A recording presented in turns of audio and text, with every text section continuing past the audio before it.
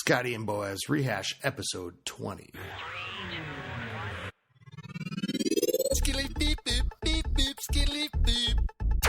And we're back with the Clash of Clans for the fans in the stands. This is Boaz, and I'm here with several people today. I have Scotty827. Yo, yo. And I have X-Ray from OneHive 2.0. Oh. And also Coop from Kent Farmhouse is here with us. Howdy do. And so X-Ray and us, I don't know what's the proper term right now, just did an episode on Soaz podcast, the Confab. I don't know if it's going to be 1 or 2 episodes. And so afterwards, like, there was a lot of questions that I wanted to ask right away. Like, when we started recording, I was like, oh yeah, X-Ray, I want to ask you about this. I want to ask you about this. But I was holding my tongue, and then Boaz, as you will eventually find out, kept talking. Digging himself into a deep, deep, deep hole. I thought I acquitted myself very well. What are you drinking? Energy oh drinks. My god. Oh, nice. no. Yeah, shit. What time is it? Only 11:40 p.m. Oh, You'll be good to go until 11 tomorrow. Oh. I just finished editing the last Jake episode once and for all after this. So And Coop my New Year's resolution. Coop just joined us. X-Ray Coop is from OneHive 2.0, the second OneHive clan, right? Is it the second clan? Yeah. Yeah. It's just the other The one. other clan. just Yeah, that like, clan. I mean, don't know like, how you want it. not, yeah, like, yeah, every clan's different now. I think it's really changed since the XP points. Sorry, Boaz. But you know what? A lot of people out there, like, don't know what XP points mean. It's Experience points. Yes, experience points. The damage per second. You know, I like to say that. Things have changed a lot, don't you think? How about, I talked to Nat earlier, Coop. Coop is part of Kent Farmhouse. He is co-leader, fantastic pusher, just hit 3,500 plus, and finally gave up on his push. But you're always pushing, it seems like to me. Yeah, I try to stay up because the farming is good up there. And so, you know, we're Kent Farmhouse. We do a little more farming than some of the other clans. But, yeah, with the bonus and the loot's always good, the DE's plentiful. So I don't see a reason why I should go down. And one thing Nat said earlier that I didn't realize was that the opt-in, opt-out changes it for clans like Kent Farmhouse, who was originally a farming clan, but now can just have half of their troops or half of their people go to war. The people that want a war. Yeah, we're to three wars a week now. And we're like, okay, we opted out 4 people or something like that, you know, just to get it to the right level. But okay. So, welcome, which everybody. Kind of speaks to something that X-Ray was saying he wanted to talk about, which is how the XP point system has changed, like the size at which war clans do war, and then also, I guess, with Kent Farmhouse, the frequency with which they do war. So yeah, X-Ray, did you want to get into that a little bit? Yeah, what's your war size? What town hall level are you? What's your clan makeup type stuff? Like, preface it with Before they started adding the clan XP and stuff like that, it was basically a few Town Hall 10s, maybe, and it varied at time to time, but it was normally around maybe like 6 Town Hall 10s and the rest were Town Hall 9s. But add in these, and it's really hard to find people with the right requirements to bring in and stuff like that. But with this, the Supercell adding the clan XP and stuff like that, it really opened the door for us to just bring in more people. But we still wanted top-notch people being a full-time war clan and stuff like that. So this really opened up the door to, hurry up and get that experience and bring in, Town Hall 8s and stuff like that. So we're starting to see a lot of different things going on. I think wars are wars seem a little bit easier to find now. I don't think we're sitting there waiting for a war as long. That is just true. Because so many people are trying to get in there and get that experience points to bring their clan up, because it offers benefits to everybody, regardless if you're a full-time war clan or not. It really offers really good benefits. So where are you sitting at war-wise? Like, what's your count? For war wins, or what do you mean? No, just like, what's the size of your war? Like, how many people? You know what? I think the war before this, we had like 40, and now we're down to 30, just because of people sitting out for hero upgrades and stuff like that. So it really varies, but we're trying to keep it right around 40 or 45, but it's been a little bit slow right now. Okay. And has it increased? Or wait, I mean, so you focused more on XP? Has it changed your wars? It's changed who we have in wars. Like I said, we added Town Hall 8s, but it hasn't really changed anything else other than that. And I like seeing Town Hall 8s in there.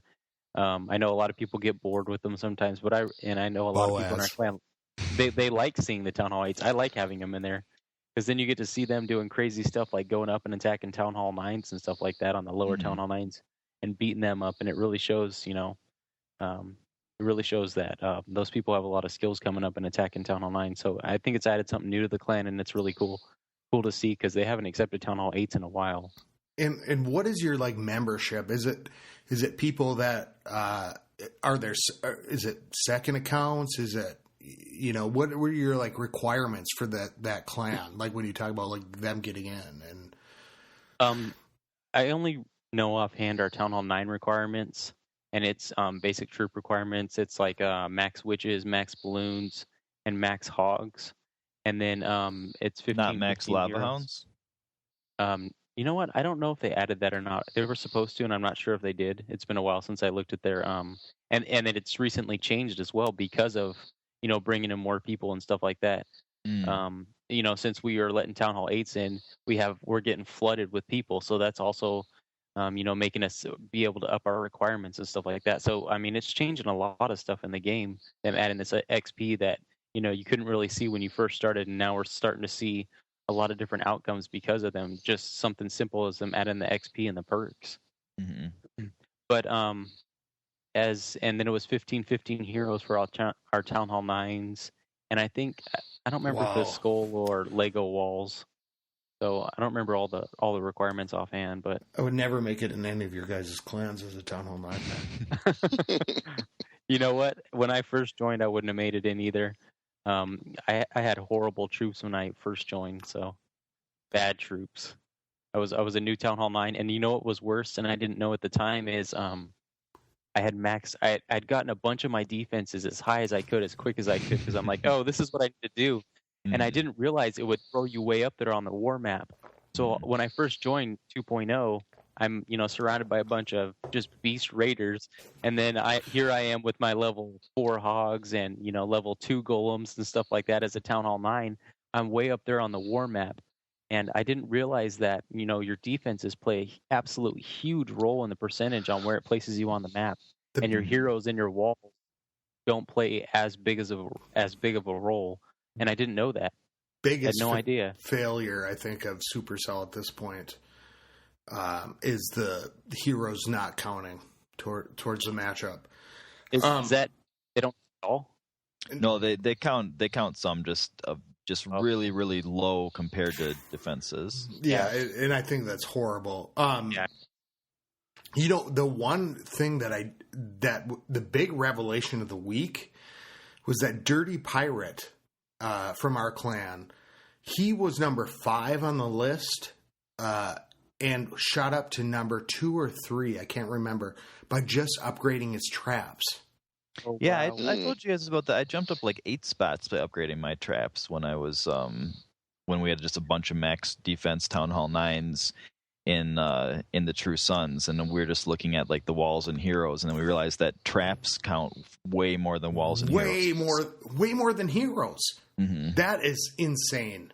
That's insane. Yeah, that is a fail. That's epic, like facepalm, like right in your face. Stupid fail. I mean, traps are important, but heroes are so important, especially the queen and the defense. I mean, it's just like huge.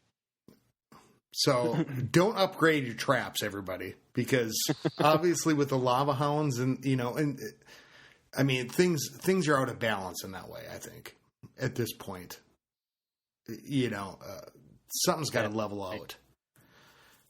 Yeah, they need to come up with a better algorithm to find matches and stuff like that, and where you're placed on the map. Well, so speaking of this X-ray, do you think that you guys have had more even matches since the update? You know what? I honestly didn't think about that, but yeah, because I remember before we've had 40 versus 40 matches, and we've had 36 of them be Town Hall 10s. Granted, they were horrible Town Hall 10s, some of them, but I mean, they still have Inferno towers, and all of our Town Hall 9s are having to attack Infernos. But yeah, it seems a little bit better now. It seems a little bit more consistent. Kents have been super even. Like, I don't think we've had a differential over the last 5 wars. I mean, we maybe 12 points. Nice. That's what we've been seeing is that the Town Hall levels have evened out, so that in House of L, where it's 1 through 10, it's about even number of Town Hall levels, but the heroes have been out of control. Like, yeah, there might be like 2 or, well, this war was probably more even, because I think there are only 2 maxed heroes, 2 or 3, but the rest of them are like 30s and higher. But the Velks do a really nice job on those. By the way, do you guys think the consistency of finding even matches is just because more people are warring now? Well, part of what I've noticed that, but I've also noticed that we seem to be hitting like more skilled clans. Like I thought we were going to be getting matched up with a bunch of like crappy farming clans, because now all farming clans need to war all the time in order to get that XP. But we've been coming at, like, it seems like our quality of opponent in terms of like attacking skills and base design has improved also. Like, have you noticed that? I think the new algorithm is going to be, and me and Boaz talked about this, but the episode hasn't aired yet. It was like post update. It was like pre-update. It was like the day of the update or something like that. There was the great computer crash of 2015. Oh yeah. And so we had like jumbled episode. Like both of us recorded, and I was on a different machine. But anyways, what I thought would happen would be that the XP factor would factor in. And then we talked about how it would matter down the road. What about a 10, or clan level 10, and then your new clan you just formed, and you did all the, like how would that? And so what I think it is now is strength plus X. Okay, in parentheses is a mathematical equation. Strength plus XP divided by amount of clan wars played as a clan. So that's going to factor in, and it's going to create a bigger gap. And what's not happened, I think in this first, why we're seeing these matchups, because it changed now. L always has gotten crazy matchups, but the matchups changed. The crazy matchups changed to be either really crazier, and we're getting the 40 heroes, but I think it's going to create that gap between the clan levels, because you don't get that XP, the 50 XP, until things like even out. That's what I'm thinking. You know what? I was kind of thinking down the road the same thing. With the troop upgrades when you donate. I think that's going to play a huge factor in the, level 1 clan versus, I think, level 5, your troops upgrade for one level that you donate. Yeah. So now I can donate all max wizards in the game to people, and I think that's going to play a huge part in the game, and it's going to be horrible for the level 1, clans that didn't jump on, when they should have. And you were saying like people grabbing people. I think it's probably solidified the clans. We went to during the push. Coop, I think it might have been you that said this, actually, and I talked about this with Matt earlier, is that we went over to the COC podcast clan to see where we'd stack up globally and in the U.S. after the push, And all of a sudden, I think it was Coop that said, "Oh shit, 20-minute wait time on troops." Yeah. Yeah. Well, yeah. What we said was next time we decide to do a push, we have to pick the clan that's got the highest level because it makes it easiest to push. Good point. And that was like a realization moment for me. Like, well, we just took that for granted. Like, hey, you can't just form anymore. Like, as a clan. Well, it reminds me a little bit of when war first started, and it seemed like at least at first, people were putting so much stock in the amount of war wins that a clan had, like as a way to judge them. And so I remember thinking, like, if you're going to start a new clan, then it's just saying less. Like it's less so now that there's so many good war clans that started after war started, and so it is kind of like a reboot of war. It really is, because at that time wins. I was thinking it's if you're going to start a new clan, this is the time to do it. If you've ever been wondering, should I start a new clan? Because it used to be you could just start a new clan whenever, and there was no way to track your progress as a clan. And, except for war wins. And so right. That was the one thing that never reset. So if you wanted to have high war wins, you had to stick with the same clan name. And so, but now this is way more important than war wins because there's a tangible benefit. So anyone out there who's been thinking about changing their clan name or, starting a new clan or something, this is the time to do it, because otherwise, if you do it, in a few months, you're going to be set way behind everyone else. You did say that back when clan wars just start. It's like, if you, it's the same thing. This is the time to start a new clan if you've been thinking about it.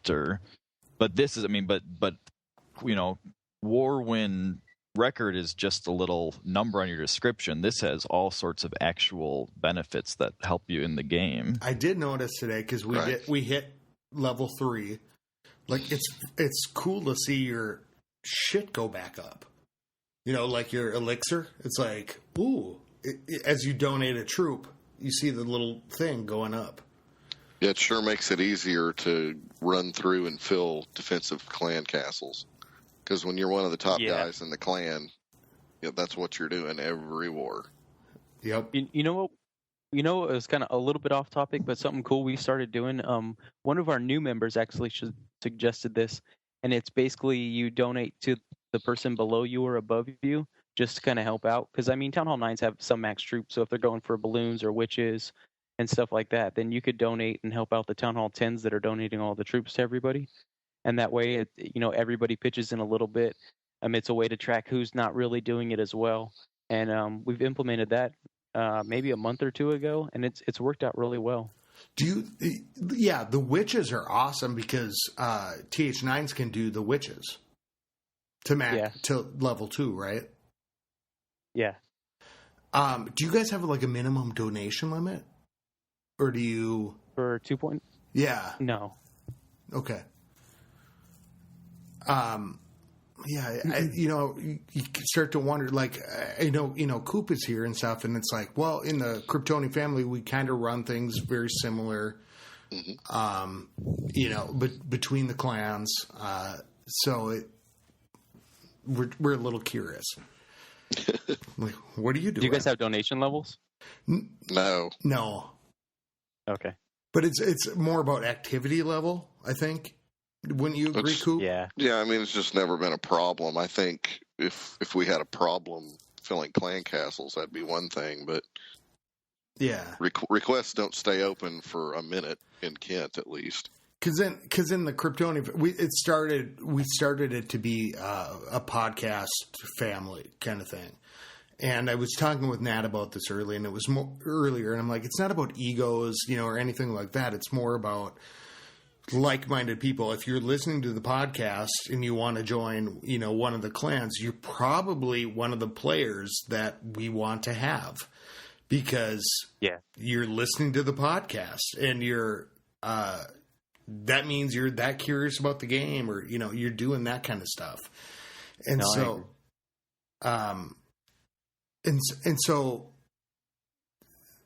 we get like-minded people, but between the different clans, there's different cultures, between. So I think probably with No, go ahead. Good.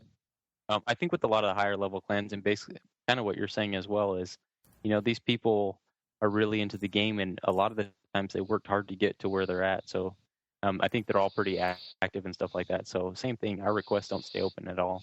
If someone requests something, it's normally gone really fast. So we've never really had a donation problem. And I've heard lately, about people that have a clan and it goes unfilled forever, and I'm like, oh shit! I'm like, I don't even. I will say this: when I started, was it House of Zod, or I started a clan? We did a second account, and we didn't advertise it. I wouldn't go into global, even as a brand new. I was like, I can't do it. Boneyard was over there recruiting people, but yeah, things would go unfilled, and so I think people congregate around things that they really like. If you find a clan that is active and does the stuff, I think it's more valuable than we all realize. Yeah, well, I think the clans that have been put together around this podcast are very valuable. Anybody in Kent says hi on global, and we get 1 million requests. And we're at 50, and we stay between 47 and 50 all the time. Yeah, people want to join. I think I think it's a really big problem that people don't realize. It's people that just start the game are trying to figure out what to do. Mm-hmm. And I don't know, but I also think it's interesting. You said it's like-minded people, but really if you take House of El, House of Zod, Kent Farmhouse, Phantom Zone, and now we have Project Cadmus, or however you say that, I think it's interesting that each of those clans also have a personality. Oh, yeah. Zod, I don't know, we could probably talk for an hour about Zod, but cutthroat. Yeah, and they kind of follow the Boaz school of thought as far as getting the walls up, getting the heroes up. Several of them don't concentrate on defenses. And in the larger chat, if somebody mentions that, it's Kent that usually comes in and says why that's wrong. Yeah. Because we don't worry about that over there. Yeah. Oh, yeah. Of the family, yeah.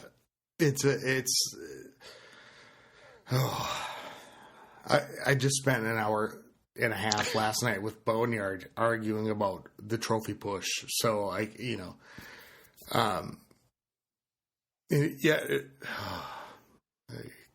I don't know. What were you guys arguing about? Well, we were arguing. I'm curious now. Okay. So we did a trophy push. We tried to we set up the clans so that we could do a trophy push against each other without leaving because of the XP perks.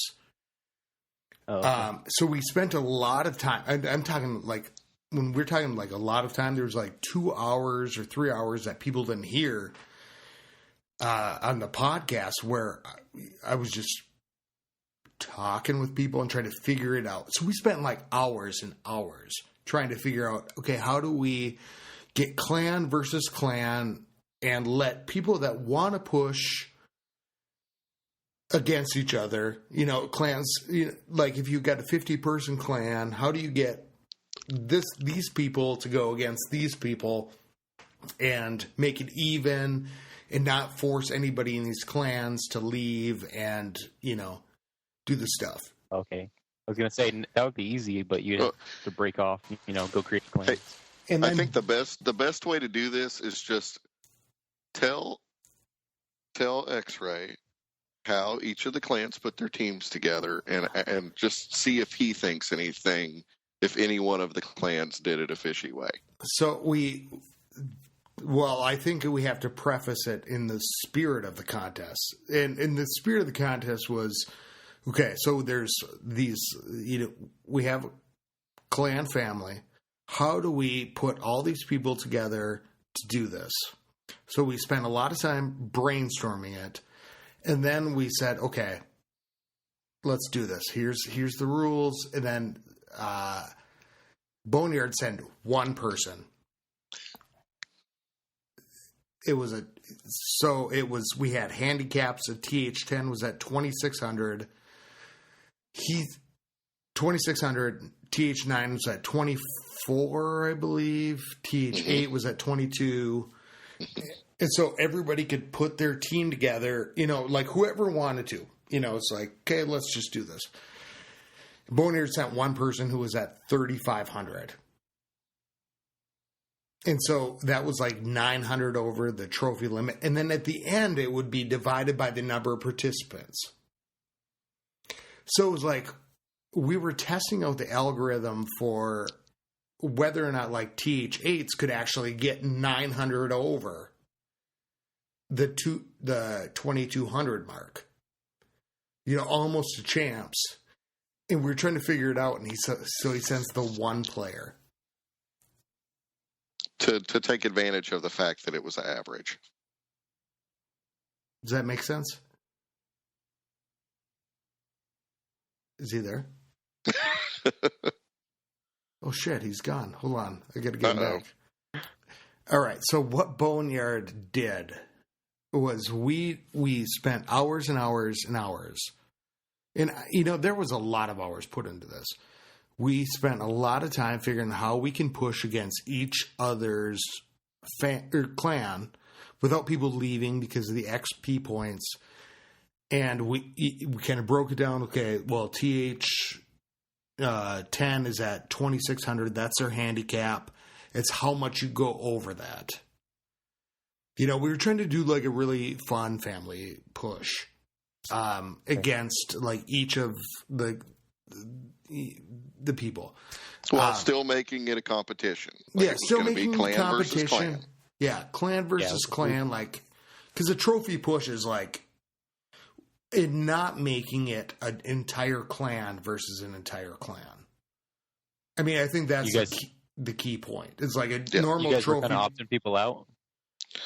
Well, anyone could opt. Yeah, that's the point, right? Like, we wanted people just to be able to like say, "Yeah, I want to push," instead of because what we had done in the past is like all the pushers went to one clan, and then we like a COC podcast clan.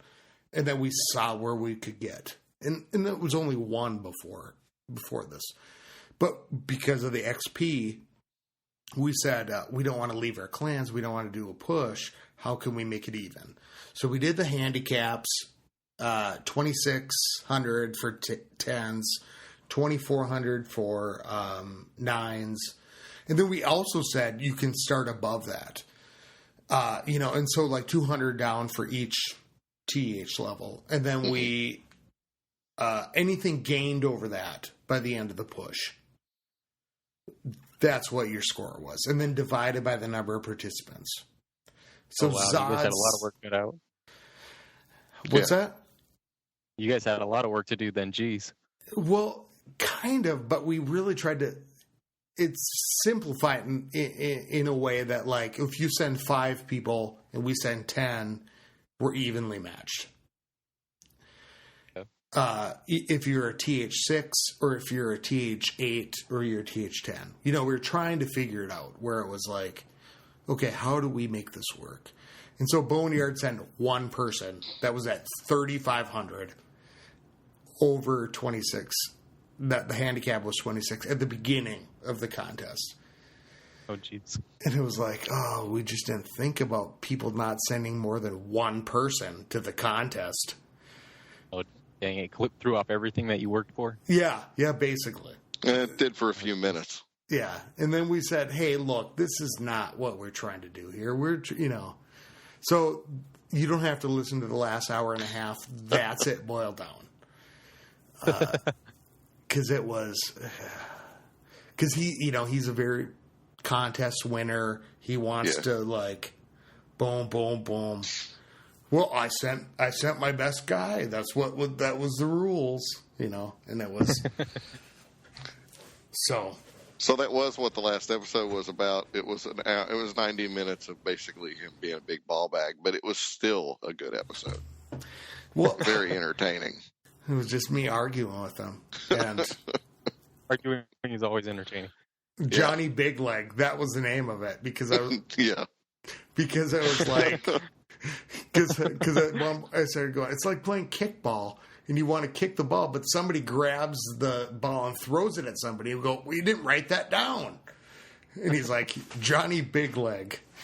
He's got the biggest leg in town, and it's crazy, but. So, Coop, you pushed up to 3,500? I pushed up to 3,552, and I just stopped. Is Boaz still there? Nope. I thought he tuned out because we were talking about pushing. No, he's still on. He's still in on the call, but I don't know where he's at right now at this particular point. Well, we'll see. Well, let's just keep going with it and wait for him because he's still in on the call. So I don't know, Boaz, if you're there, we can hear you. Okay. So are you at Town Hall 10 pushing that high? Yeah. Okay. Why did you stop? You just hit a wall, or didn't have enough? I decided I wanted to resume upgrading my base. Oh, okay. Trophy pushing is tough. I mean, at a certain point, you can only push up. But when you get that high, your trophy offers are like 4 and 5 trophies if you 3-star, and then you can only spend all night gaining 20 trophies and then lose 40 because of a bad raid and then getting walloped into defense. That only happens so many times before you're like, I'm done. Oh man, that'd be so irritating. Yeah. I tried trophy pushing a couple times, then it's so much work, such like a time consuming, meticulous process to plan everything out, plan your day around it. It's a lot of work. Well, I think that's a big game changer too, because and Boaz, I don't know what happened, but I think it's a family thing. He just said he has to be out right now. But I think the big thing is like that's a big game changer since Clan Wars. Were you playing before Clan Wars? Xray? Xray? Yeah. Oh yeah, I was playing it before Clan Wars. How far before? God, I've only been playing. I think maybe I think it was right. I was playing like 3 months before Clan Wars came out. Okay. So there was a lot of people that were clamoring for it for a long time. Mm-hmm. And if you think about it, that was the big thing. That's what everybody did in the game when it came out. Everybody trophy pushed because that was, one of the main things to do. We didn't have Clan Wars to, there wasn't that to do, so it was trophy pushing. And that's what I wanted to ask Boaz and I, as we were talking with Botox. I thought, what did you do before Clan Wars? And we had recorded for like 9 months before that, like it was, a long time, like, but clans have diversified. I think that's what's happening with the XP points. XP now, I'm correcting myself. Like it's starting to, I think the Clan Wars divided clans a little bit and made people go, okay, yeah, this is who we are. This is, what we want to do. And now I think XP will change that a little bit. What do you think? Oh yeah, I can definitely see that, because before it was, and it almost seemed to that like a point, until they changed the clan XP, it almost seemed like you're either a trophy pushing clan or you're a full-time war clan. And now it seems like, everybody's going to have to do both if they want to. I mean, the benefits of the XP, like we were saying before, will benefit everybody. So now everybody's going to be happening before, I think it was mostly your trophy pushing clan or your war clan. And if you did war as a trophy pushing clan, it just wasn't that frequent, and it was just to break things up a little bit. So it's really going to change. What would you both think is, now that, Clan Wars started and we thought, okay, this is the next phase. Can you imagine the next phase of the game? What do you think they'll do? I don't know. That's what I'm wondering. I think the next thing that they'll do, and I think that the clan tags was set up for this, is being able to pick your opponents. Yeah, that's been. Have you guys purposely set up wars between people before? No. Unsuccessfully. We've tried. We've tried. Okay. The first House of Zod, and I was in House of Zod. I started House of Zod, and then I started House of L. So, the Superman versus Zod war. What happened was we pushed the button after 3 weeks as clans, and Zod and L got matched up together. Oh, wow. And it was, an epic battle, like, right. It was like, it was crazy. We've tried we always do the start times about the same so that we'd hopefully get matched up again. But that won't happen because Zod only has 4 TH10s or something like that. Are you guys pulling base values? What's that? Are you guys pulling base values to make sure you're pretty close to evenly matched? I don't think that would ever happen. No, they're not. No. Their philosophies are too different. Well, the base values I'm talking when you war, you know how that shows the loot bonus you gain from attacking people? You'll have to gather that and make sure it's almost close to even on each side. And it's consistently worked every single time we've did it. We probably did it 6 times. Yeah. You'll have to pull the base values from your base, which basically means you'll have to join an enemy team or something like that. Pull their base values and make it evenly matched, and then find some third-party app or way to communicate, and then hit the war button and search at the same time. Wow. That's the most accurate description of how you'd get matched. Yeah. So yeah, if you guys want to do that, it's pretty fun. It's nice to break it up sometimes. We've done it for 1.0, and we've done it quite a few other times just between our own clan. Have you matched up against 1.0? No, we actually split up. We had 1.0 and 2.0 guys in there, so they were on both sides. Okay. So we haven't battled each other, but we've done it with 1.0, and it was a blast. It was a lot of fun. And so you match up the loot bonuses? You look at the loot bonuses? Yeah, you look at you would obviously have to join the enemy team or find. We have a guy for that way and stuff like that. We call him the Phantom You have your Warlord. little spy. That's nuts. Oh yeah. He's been in the last few enemy clans. Goes over and looks at them and gives us some. No, does that ever happen over there? Absolutely no. We wouldn't do. We're not. I don't think any of our guys would ever do that. And they'd probably get very mad if someone did do that. Did the spying? Yeah. Really? Well, why? I don't know. I honestly want it to be because they're not going to have that advantage and stuff like that. And I'm not saying I didn't do it in my other account, but 2.0 that they really like to keep it fair and stuff like that. And I did it before, but now that I'm in, been in 6 months, I can see that that's definitely not good because then you're getting an advantage on them, and it's hard to find a good work that is.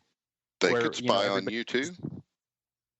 No, because our clan's always closed. Well, then it's fair. You guys are smart enough to keep the spies out. Yeah. That is true. It's a philosophical debate, I think, on war. I agree. You guys have a closed. How do you recruit? We have right now we're mostly going through Genesis. We'll pull people out of there and stuff like that. They'll go there and try out and stuff like that. Okay. And then we just swamp with people. We added a 2.0 YouTube channel and stuff like that. We just came Coop, I can hear you breathing, by the way. I thought it was Vader in the chat. There we go. How's that? Perfect.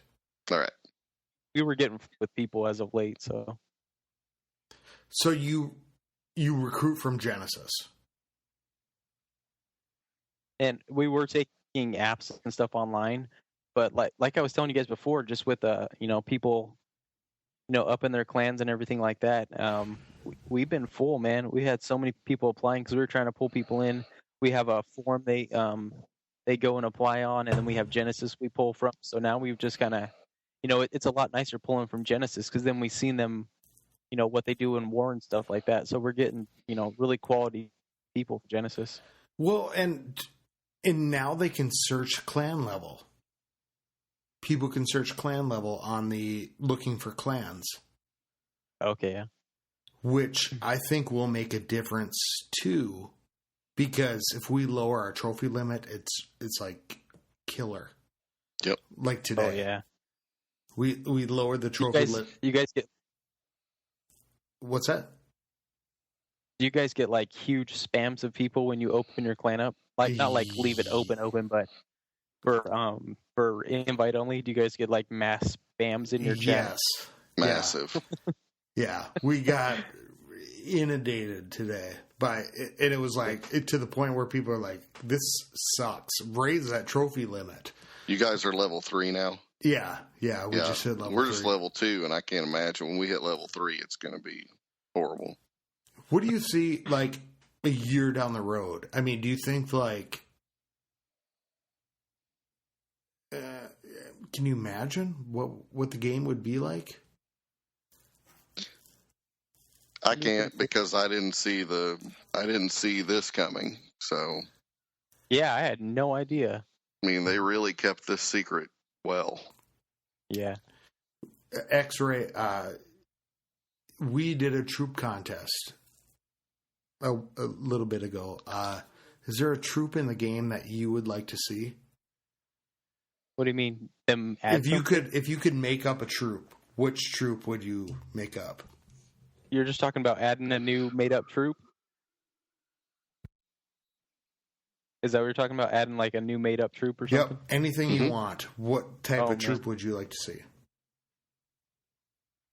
I have no idea. The winner was what was the winner? Was it the assassin that killed the heroes? That went in. It was I think that was the winner. The assassin was. That's a really cool idea. That went in and targeted the heroes. A hero targeting troop. That would completely change the dynamic of war, probably. Wouldn't it? Like because we were. Do you run up against those level 40 heroes? You know what? I don't. I'm still Town Hall 9, but yeah, I've hit a couple bases where they had little level 30 Archer Queens, and it's crazy. It's those insane. Heroes do not want to die. And if they don't factor into war, I know that's horrible. I think that's the worst. I just don't understand that. That could be a very good thing to balance the game too, unless they just patch that, which would be nice. Them having the level 30 heroes and them not accounting for that. But yeah, that assassin's a really cool idea. Go after those level 30 heroes that are stuck in the center of the base that don't want to come out.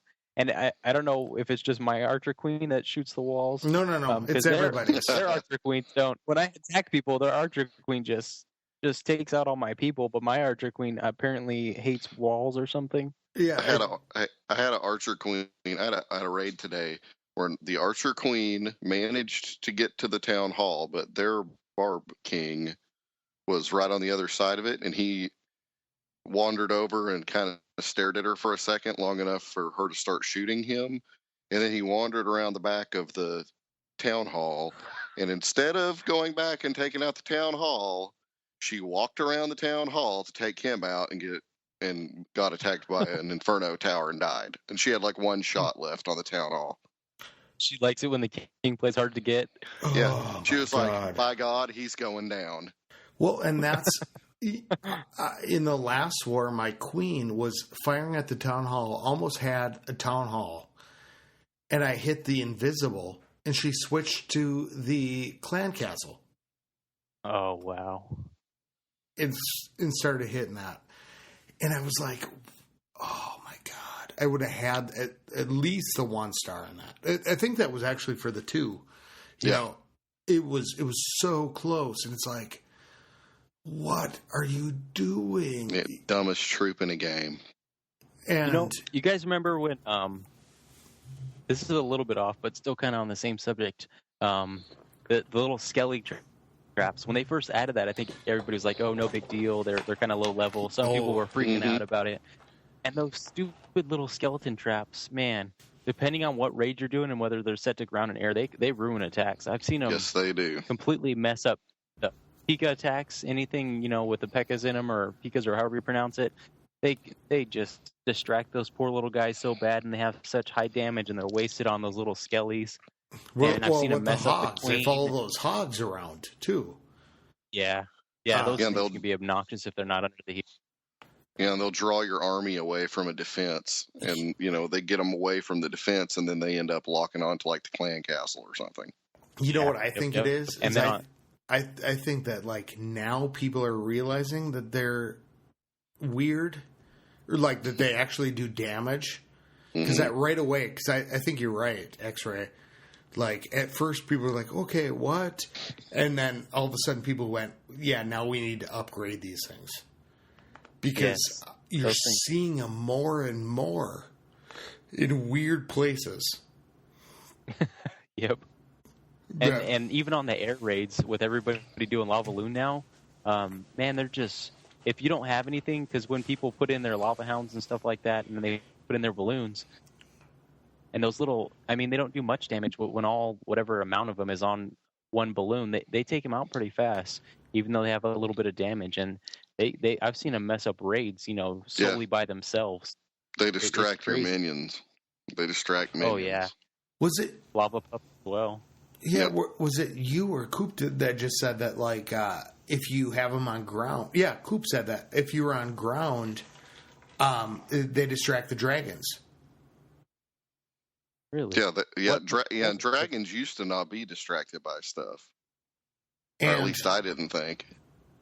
And they act like they're a troop out of a CC.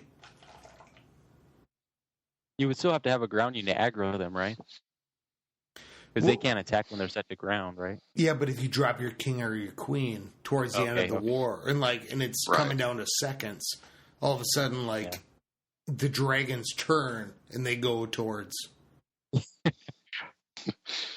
Or follow the king all the way across the base. I have seen minions turn in a swarm for those things. That's. Jeez. So things always change, and I think you were right earlier about the evolution. It's like the game is constantly changing, and I would say don't go back to episode 1 and start listening if you want to learn how to do your stuff, because people are going to be screwed if that happens. Yeah. That was 2 years ago, before the king and the queen, and then the witches or the bomb, because they were so overpowering, and oh god. Yeah, or I'm not even gonna get lava hounds because they're worthless. Yeah. Oh right. Yeah. Oh yeah. I remember that.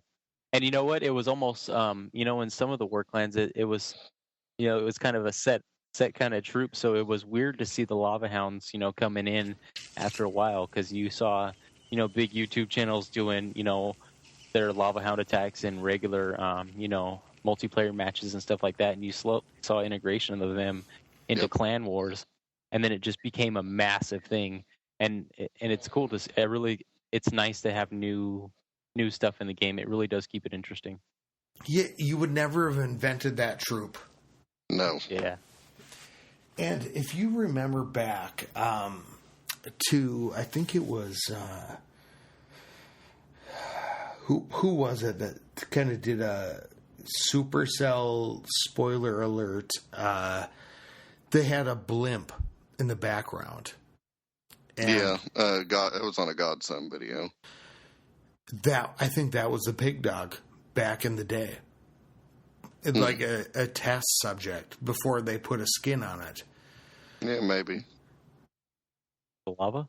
Yeah, the lava hound. And who would have invented that? Like, because we did this big troop contest, and I'm like, and I said to Boneyard, I go, if somebody had pitched this idea to you, it would never have made it. But it changes the game in a completely different way, you know? It's kind of like like the Minions and everything. It's crazy to see how it evolves over time. And it's a different game than I think we maybe have all played, because it continuously evolves, and I'm here 2.5 years later talking about it. About a little game that you play on your phone. Yeah. I would have never imagined that I spent so much time playing a phone game. Yeah, me neither. Isn't it a little crazy to just go, wow? But it's constantly changing and updating, and they said that it was like a 10-year game. Right. Oh wow. It's crazy that we're all playing it, but I think it's crazier that I'm talking to you about it right now, and there's somebody else that I would have never met I'm talking to about it, and I count some of the people in Kent Farmhouse as good friends. You know, that's the weird part. Yeah, I mean, sorry, go for it. I think what it is too is it's the technology evolved enough to even get it such an interesting game that has all these different dynamics to it, and on top of that, the availability that it's on your phone everywhere you go. Yep. You know, as opposed to your Xbox or PS3 or whatever people have, you know, at home that they have to wait or be outside of work. You know, I can be at work, you know, doing an attack or a raid or something like that. So I don't know, it's just kind of crazy. But I mean, I can totally see it happening now just because the advancement of technology, how they can get the stuff on our phones and stuff like that, and basically the availability that it's with you all the time. It's crazy.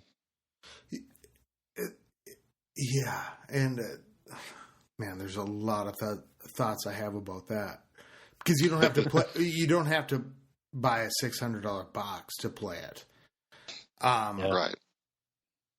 And it's a slowly evolving game, you know, over time that we all have to adjust to. So, like, if we talk a year from now, we'll be like, oh, yeah, could you imagine this happened? Or this happened, and this happened. Yeah. When we originally started the podcast, we said, well, we'll do 10 episodes, and then we'll be done, you know? Oh, wow. Yeah, and it's 2 years later. Yeah, 2 years later, we're hanging out, and like Coop said, you know, like connecting with people. Like, I think that's, you know, you think about your clans and the people in your clans and in all that stuff, and it's like, wow, yeah, we've made some friends. Yeah, you think about the number of friends that have been made and lost. And people got pissed at each other. I mean, it's pretty amazing, I think. Yeah, it is. How many times have I wanted to kill Boneyard over this 2.5 years? I think the worst thing is having family clans and stuff like that. I think that's I love having them in there, but sometimes they're like frustrating. But they're your family, so it's like, God, do I want to boot them? Agree. Yeah. You know what? I had a nephew in the clan that, or in the House of L, and Matt kicked him out, and I'm like, okay, thank you. You get a pass for a couple wars, maybe, if you're doing what you're supposed to do. Yeah. The first clan that I was ever in, Sirius Clan, dissolved because somebody criticized somebody else's son. Oh, and the clan literally fell apart due to that. Wow. I think that was an ABC show called The Clap. I've had my kids in the game for a while, and my wife's she's in a war clan now. I think it's Warheads or something. And so I have a bunch of my family playing, but my son's been in a lot of our clans, and he's caused he's 5, so he causes all kinds of problems. Oh, no. For whatever reason, in one of the clans, because I was in one clan for like 5 months, didn't really do anything for a month, and went to 2.0. And the first clan we were in for like 5 months, I don't know why, but a bunch of people were made co, and my son's 5, so he's cracking up, kicking people out of the clan. Oh, no. And the leader in charge of the clan had most of his family in there, and my son's booting people out, so people are kicking my son out. The leader's cracking up, but everybody else was mad, and then I had him in my own clan and stuff like that, and I have high expectations for my people, when they're attacking and stuff like that. I want them to do good. I'm trying to teach them stuff, and then my son will attack when I'm not here because he's playing on his tablet, and he brings like 2 wizards or all bomb guys for a war attack. I'm like, what are you doing? So how did you go from like having fun, like that to like, because I can imagine like being in OneHive 2.0 is a lot of pressure. Yeah, it is. I was scared to death when I first joined. If I don't get 6 stars, I'm gonna get booted. Yeah, how did you go from like that? Like, what was your decision? Like. You know what? And that was the thing. I actually talked to some of the 1.0 members before I left, and it was crazy to see that they had the same, not really mindset, but the same thought process on when they were leaving. Because I wanted to, I was getting kind of bored with our wars because, the family, they're very cavalier about, their attacks. I mean, it's not that really a big deal for them. It's not exciting without your son kicking people out. Yeah. So, and I wanted to go join, a war clan, and I had watched some videos on YouTube and wanted to hang out with my cousin on Christmas. Why would I want to hang out with him in the clan? Exactly. And I wanted something more out of the game. I mean, it was kind of stale at the time. Wars were kind of boring because no one really cared about them, and I was, checking up on YouTube, trying to find new attacks and learn things. And I wanted to leave my family, but I almost felt like I was letting them down. And then if I went to if I went to OneHive and then I got booted my first war because I was horrible, then it was like it was a huge decision for me. I know it's just a game, but for me, I invested a lot of time and stuff into the game, so it was a huge decision for me to go over there and try out. And what made it nice is 2.0 was very welcoming. They were very helpful, and they have resources to help people. We have our co's and elders, and they aren't just appointed, just because they're buddies or anything like that. They're appointed for huge reasons. Their value they give to the clan, and their input they have, their knowledge, and their skill. I mean, we have some awesome people that have gave back to the clan. Because when I first joined my first war in 2.0, I think I got a 2-star and a 1-star, and I was like, oh, I'm getting the boot. And that is not at all what happened. One of the co's reached out to me, and he's like, hey, you want any help and stuff like that? And it wasn't even a forced thing or, do good or we're going to kick you like that. It was just, they were super helpful with everything. And it got to the point where I learned enough, that I was showing new people. So they really brought their people up. So a lot of that, the worry factor and everything kind of goes out the window when you have people like that on your team. And it was super cool to find a clan like that, especially with the skill level they have. So it's been really nice. Yeah. My aunt Ethel, I'm going to have to boot her one of these days. Because she just cannot. No, I'm just kidding. Oh, nice. Can you imagine? Like, she's 90 in a nursing home playing Clash Clans. Aunt, you just can't. Jeez. You just can't attack here. Acting it anymore. Yeah, go try it for 2.0. Get back to me on this. Oh, jeez. And so, like, Coop, too, like, you guys in Kent, how do you accept people? It's basically the password, and then it's the password, and we recently let somebody in that found us during the last push. Halligan, I think, is his in-game name. Yeah. He's DS Halligan on Twitter, but he found us during the first push and just kind of enjoyed the camaraderie and listened to the podcast and joined us again. Like, he found out we were going to do this last push, and he came and joined Kent Farmhouse for a little while. And as it was winding down, we were all kind of ribbing him about, well, you don't really want to go back to your clan. And he was like, I really don't want to go back to my clan. So he went and did one more war with them, and now he's a permanent member. So we find people in different ways, but generally speaking, to get in the door, you have to know the secret knock. Which is fans in the stand. That's right. basically. So Xray, you do YouTube videos, right? I just help, kind of go through the videos. I'm on like the back end of it. I'm not really in the videos. We have other people that make the videos, but yeah, we started a 2.0 channel just recently. They have some pretty cool stuff going on there. And so what do you guys look at? I mean, like, do you just do like war attacks? Do you look? We're really trying to diversify. It's kind of cool because unlike other channels, we have multiple people on the channel. We don't have one main person running the entire channel. We have we'll have town hall attacks versus town hall 10 attacks, and there's one person doing that. We have another person that does town hall 9 attacks, and we have another person that'll do the artwork, and we have another person that'll look at more of how-to videos for different type of things. And the channel's pretty new, so we're still implementing all this stuff, and it's a lot of stuff in the works.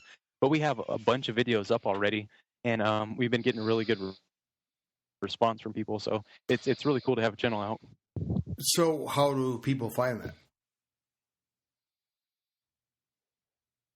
What's your channel name?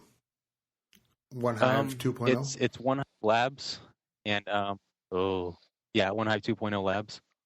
Okay, OneHive 2.0 Labs on YouTube. On YouTube, yeah. And so you guys just take your attacks, and so it doesn't leave you a lot of time. No. Yeah, I mean, for farming stuff and other things like that, it definitely takes away from your in-game time. But we got other people that are a lot more involved in it, and I don't even see how they have any time. Where do you sit at in like your regular trophy range? Like, where are you at? Like, do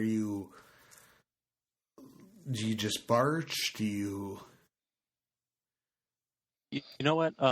As of late, I've been sitting. Actually, I'm pretty close to max Town Hall 9, but I mostly just been working on my heroes. So I'm kind of back and forth on what I want to do, because I used to just go up to, I'll just barch in Crystal 3 or somewhere around there, or I'll just trophy push for a bunch of Dark Elixir, and then I would just go back down. Nice there? Oh my God. Yeah. Oh yeah. I would go back down to gold, 2 or 1 if I just wanted gold and purple. But I've really been finding a lot of luck getting the best of both worlds in around gold 1, somewhere around 1,800 trophies, right around there. And Dark Elixir too? It depends on my work. Oh yeah, and I'm just building a couple giants, some bomb guys, and barbs and archers. And I'm normally getting. I mean, it's only around maybe 1,000 to 1,500 per raid, but I'm building barbs and archers, a couple giants, and a couple bomb guys. So I'm not waiting the 40 minutes and for all my spells and my heroes, because I can still hit Town Hall 8s there for 1,000. So the frequency I can attack kind of makes up for it. Enjoy that. So, that's the biggest turnoff of Town Hall 10 is not being able to attack a Town Hall 8. Oh, no, I love that. That's the biggest perk of Town Hall 10. Town Hall 8s. It's enjoyable.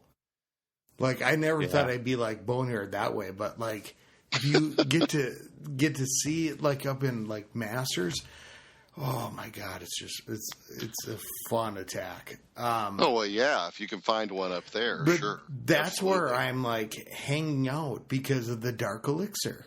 I think I'm a big proponent of the Dark Elixir economy. Oh yeah. Is the fuel. And I said that since the beginning of Dark Elixir. Yeah. Hitting somebody for 1,500, I don't stop for that. When I started the game, there was no Dark Elixir. I hit 3,000. Like, if I can't pull 3,000 out of a base, I just pass it up. And then I get 1,200 in bonus. Oh, geez. How often are you attacking, though? Well, right now, I'm in, like I said, I'm at like 3,500. I always boost my spell factory. Yeah, me too, but I'm still only attacking maybe 6-8 times a day. Oh, okay. And so you got to make them count.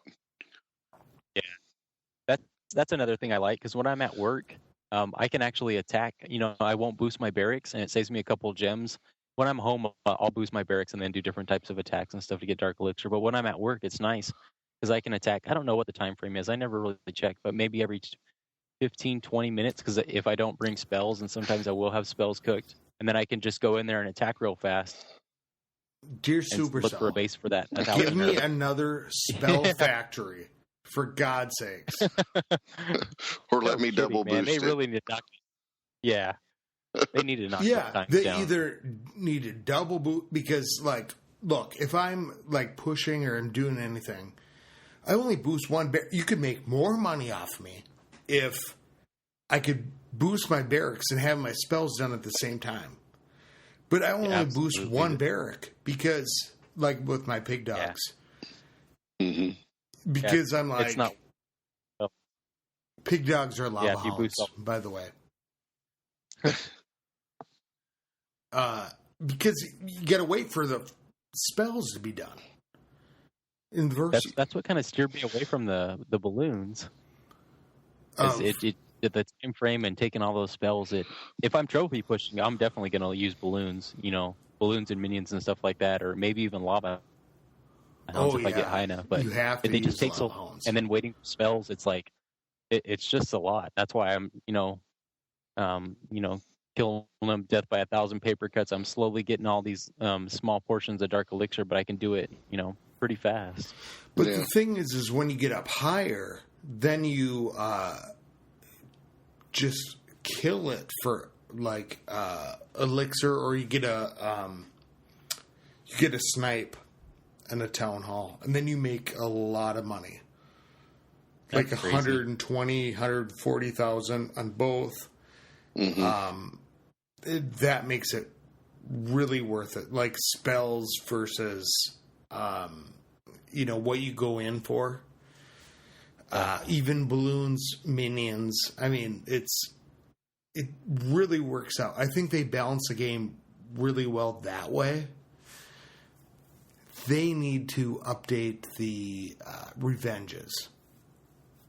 Yes, I can't find anybody to revenge. Nope. Right now, I have 2 Town Hall 8s, 2 Town Hall 7s, and a Town Hall 5. Don't you think that you should be able to attack somebody at the badge level you're at and get that same amount of loot? Yes. What do you mean?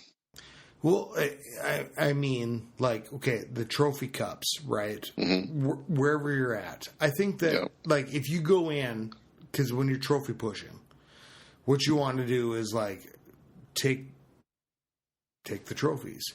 Right. But if somebody hit you, don't you think you should get the loot bonus on those town halls? Or those bases that hit you? I think that... So I don't, but the reason why I don't is because they can't revenge you back. Like, I'm perfectly fine with not getting that bonus if I get a bunch of cups and they can't take any from me. No, I'm not talking... I'm talking about if you hit somebody that you are revenging. Don't you think you should get their loot, that loot penalty? Like... So I hit you. Go ahead. So I hit you, mm-hmm. and my town hall is outside. Mm-hmm. You hit me back. You get the cup, but you don't get the benefit of the bonus, the league bonus. Yeah. I don't know. I don't guess I have a lot of heartburn there.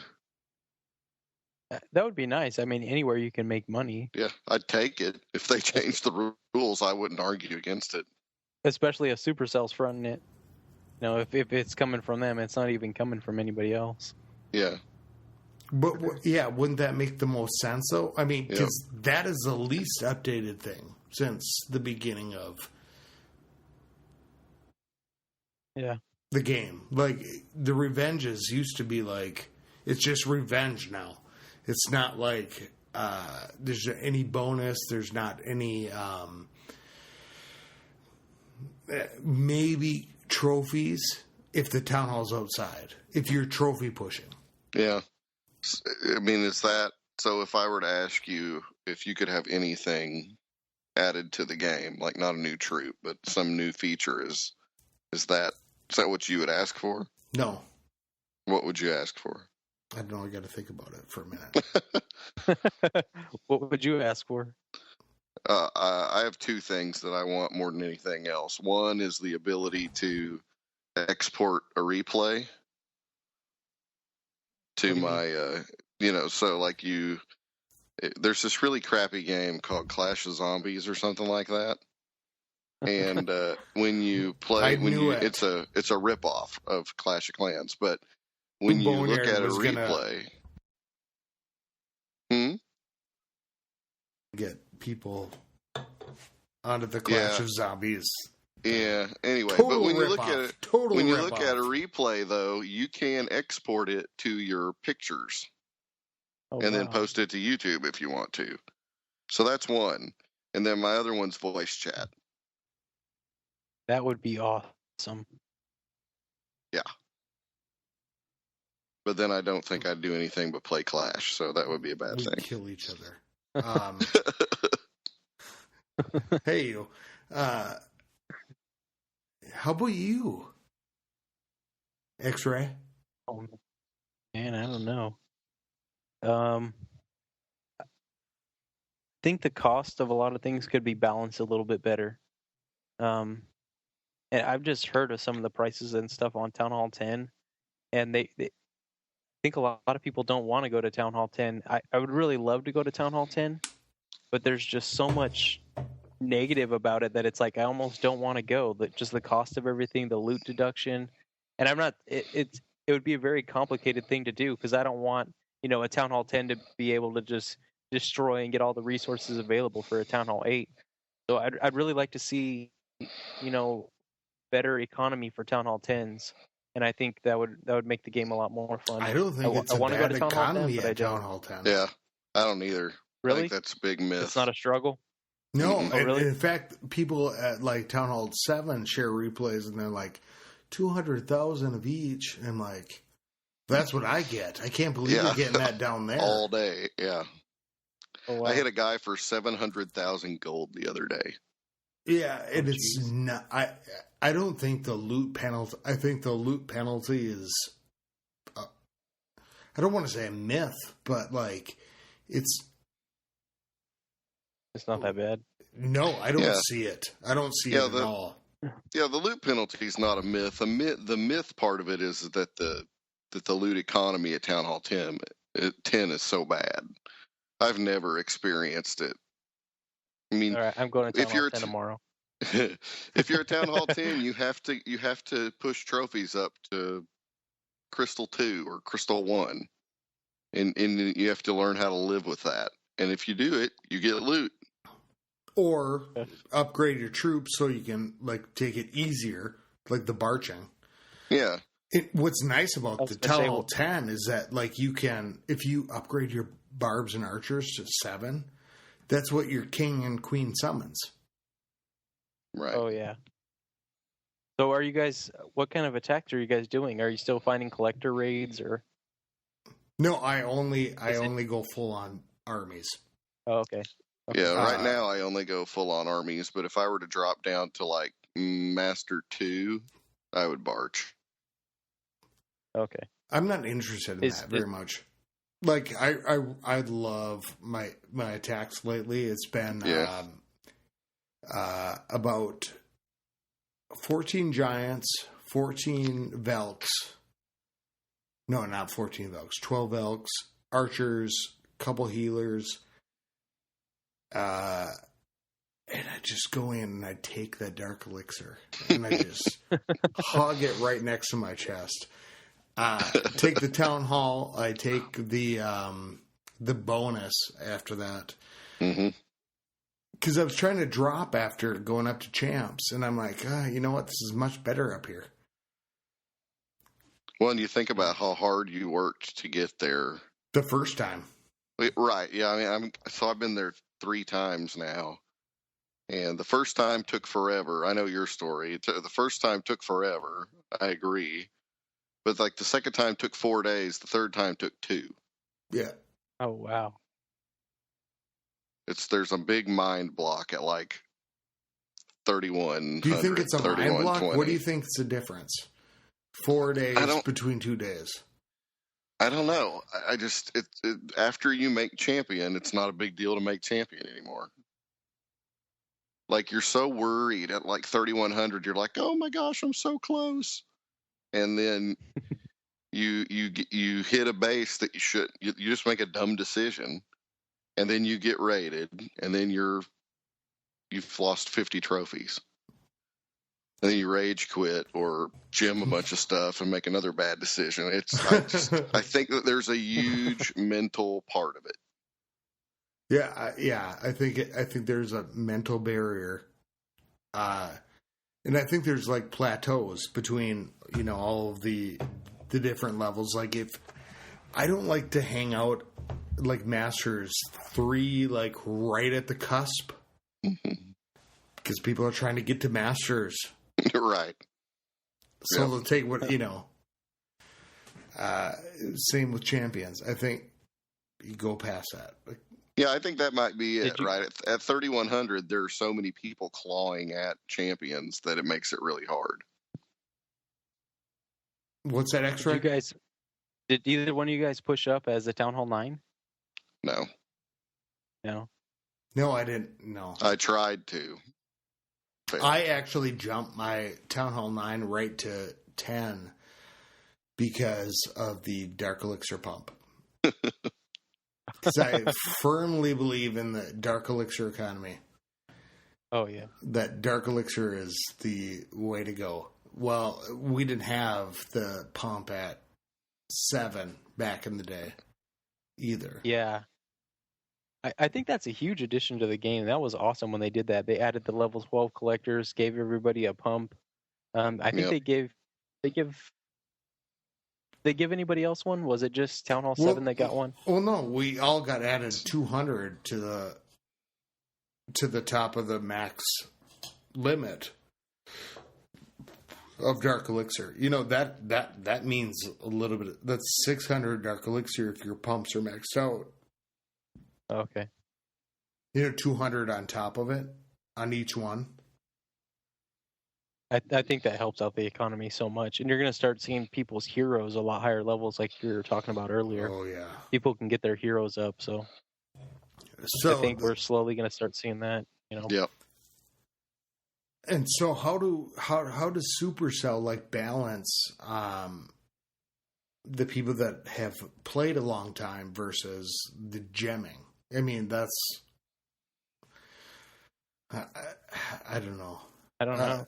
We interviewed Daddy a while ago, me and Boaz, and he said there's 140 million people playing Clash, but there are the majority of the people are playing it like TH8 and around there.